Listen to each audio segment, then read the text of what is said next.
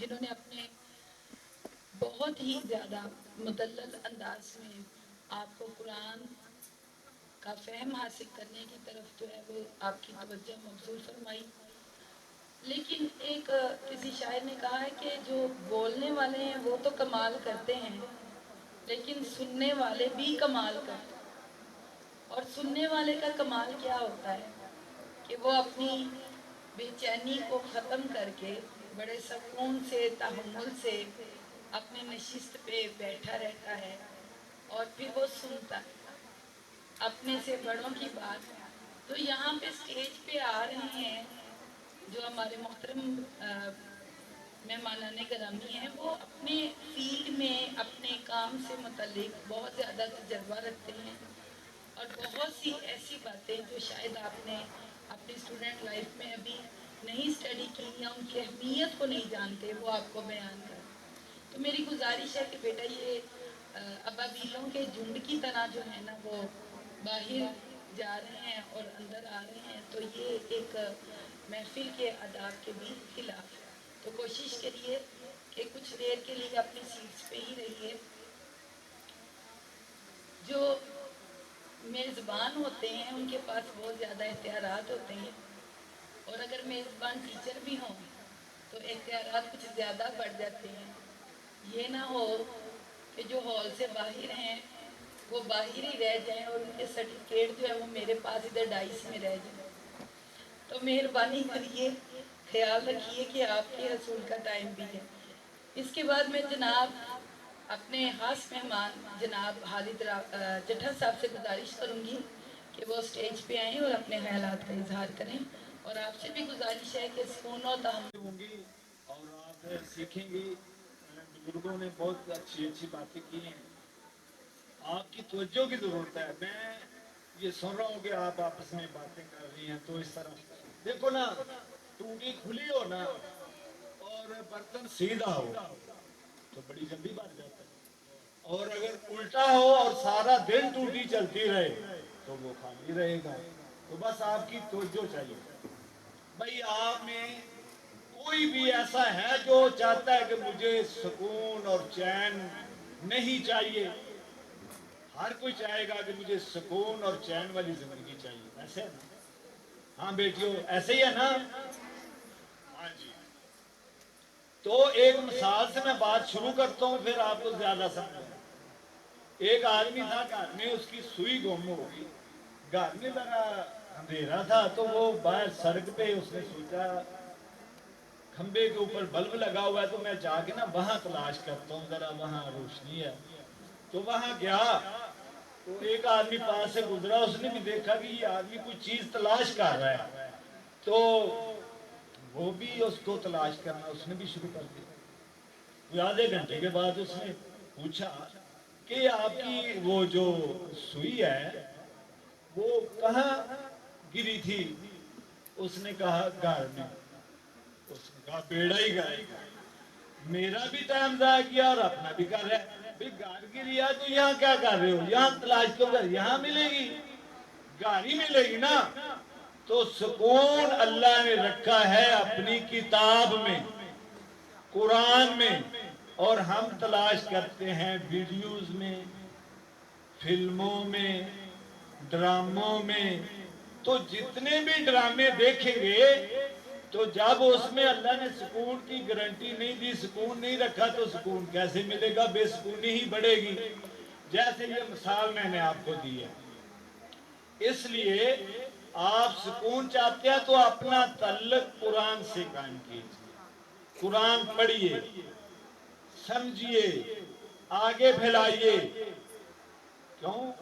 कुरान मजीद में अल्लाह ने खुद फरमाया है, अला बिज़िक्रिल्लाह तत्मइन्नुल कुलूब।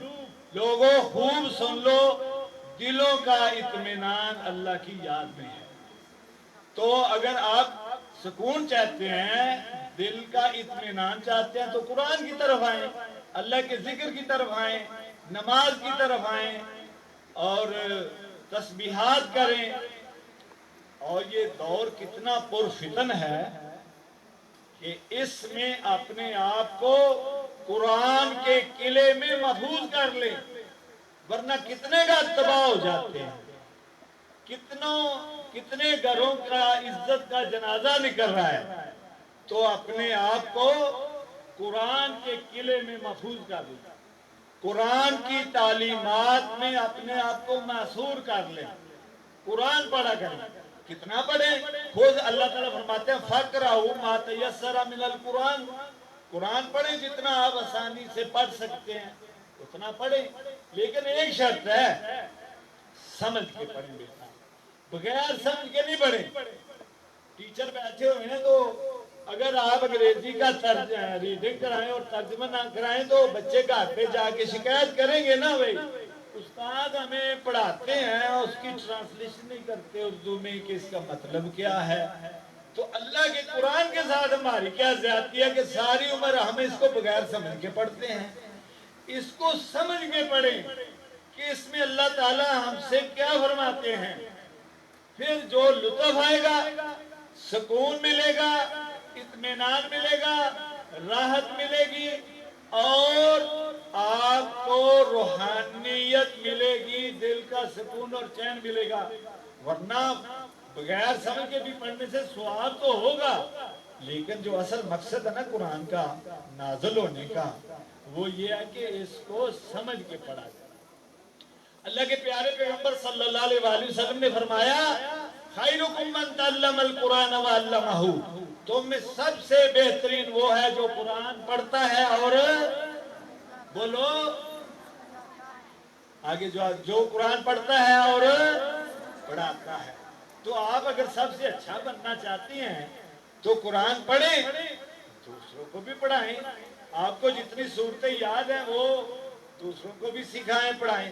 اچھا، ایک تجزیہ کرتے ہیں آپ کا، یعنی موٹیویشن کے لیے میں یہ بات کرنے لگا ہوں۔ قرآن کی صورتیں کتنی ہیں؟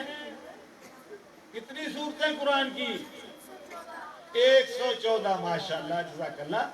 اس میں 86 مکی ہیں، 28 مدنی ہیں، 114 صورتیں ہیں۔ جو آخری پارہ ہے نا، آخری پارہ، اس میں 37 صورتیں ہیں اور 39 رکوع ہیں۔ ذرا میں آپ کا شوق بڑھانے کے لیے ذرا غور کرنا ہے اس بات، قرآن کے آخری پارے میں 37 صورتیں ہیں، 39 رکوع ہیں، یعنی پہلی دو جو صورتیں ہیں نا اس پارے کی وہ دو رکوع کی ہیں، اور باقی ساری ایک رکوع کی ہے، اس طرح 39 رکوع ہو گئے۔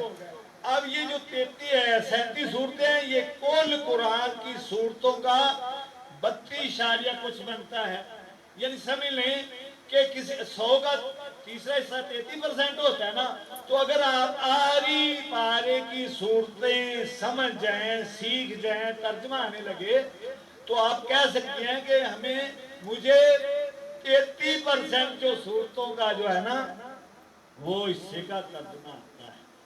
تو اس ہے بھی چھوٹی ظاہر ہے، سب سے چھوٹی صورتیں قرآن کی آخری پارے میں ہیں۔ ایک اور مثال دیکھو، آپ باغ لگائیں، اس میں پھول لگائیں تو بھنورے آئیں گے، خوشبو آئے گی اور بلبل آئے گی، دماغ معطر ہوگا۔ یہ مثال دے کے میں نے ایک اور مثال دینی ہے تاکہ آپ کو زیادہ سمجھ لگے اور آپ محسوس کریں گے کہ بات بہت ہی قیمتی ہے۔ اچھا، یہ چیزیں آئیں گی۔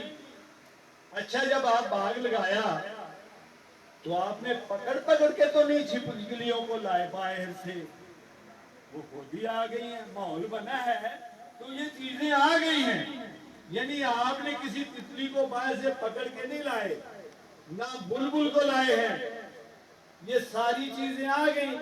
اب گندا ماحول بنائیں، کوئی کچرے کا ڈھیر تو وہاں چوہے اور مچھر اور چھپکلی اور کاکروچ آئیں گے۔ یہ بھی آپ نے خود لائے، ماحول بنایا، یہ چیزیں آ گئی ہیں۔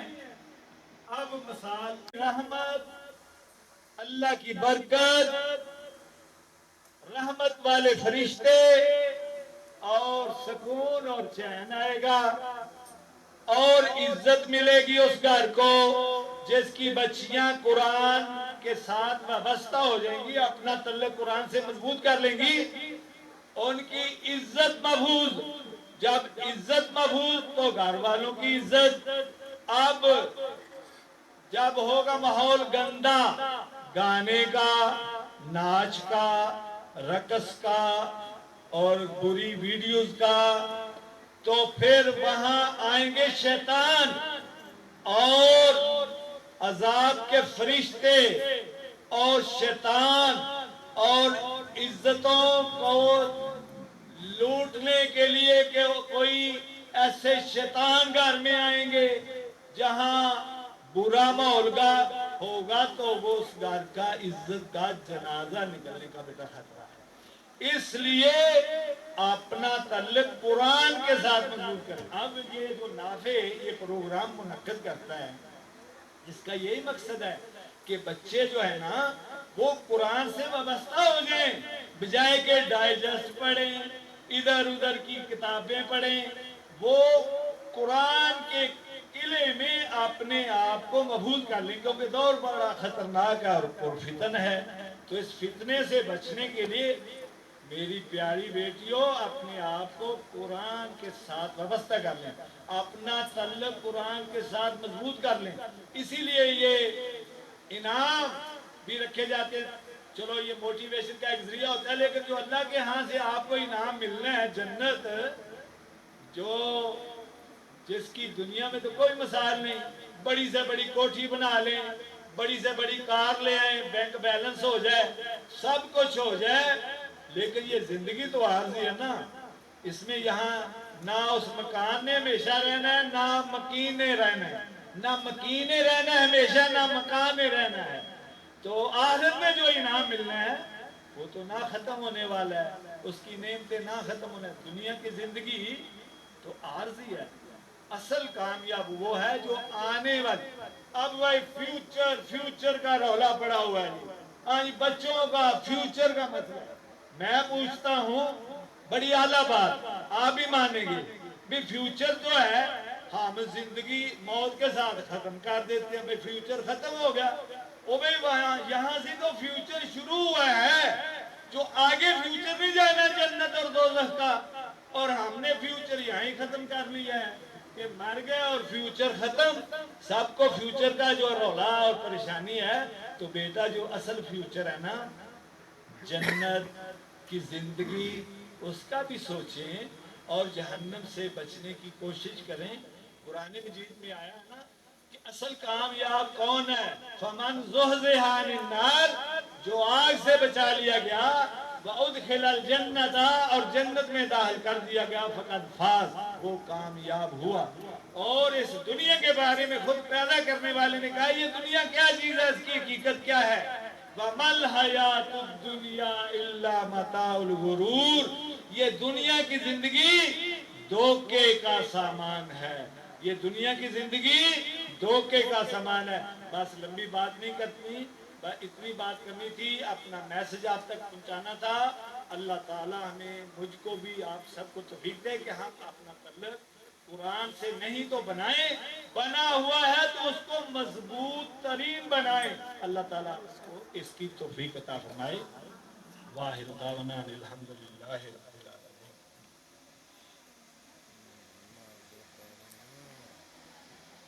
बहुत शुक्रिया।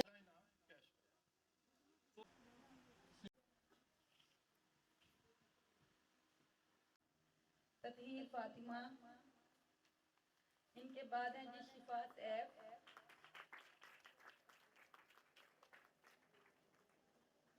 अदन अकमल,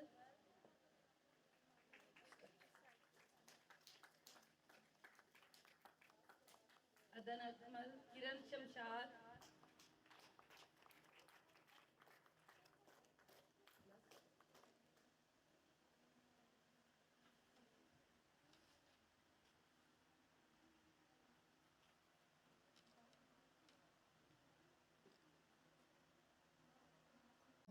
बच्चों की तरबियत करने का सबसे बेहतरीन तरीका यह कि आप खुद वो काम करें, बजाय बच्चों को बताने के खुद अमल करके। आपने देखा ना बच्चे घरों में जब अम्मी नमाज पढ़ती है तो छोटे छोटे बच्चे साथ मुसल्ले पे खड़े हो जाते हैं, वो भी पढ़ना शुरू कर देते हैं, जो अम्मी कर रही है वो भी कर रहे हैं। ये जो तरीका है ना घर में अपने आप को सही तरीके से डील करने, बच्चों की तरबियत का सबसे अच्छा तरीका है। बच्चों को तो पता नहीं है, वो तो देखते हैं उसकी माँ क्या कह रही है, उसकी माँ क्या कर रही है, तो सबसे बेहतरीन तरीका यही है। और माँ की गोद ही पहला मदरसा है। इसलिए मेरी आपसे दरख्वास्त है कि आप कोशिश करें कि कुरान को ओढ़ना बिछौना बना लें, इस पर टाइम दें, इसको समझें समझाएं। और एक बात आखिरी बात यह है कि अल्लाह के नबी सल्लल्लाहु अलैहि वसल्लम ने फरमाया कि ये कुरान ये हुज्जतन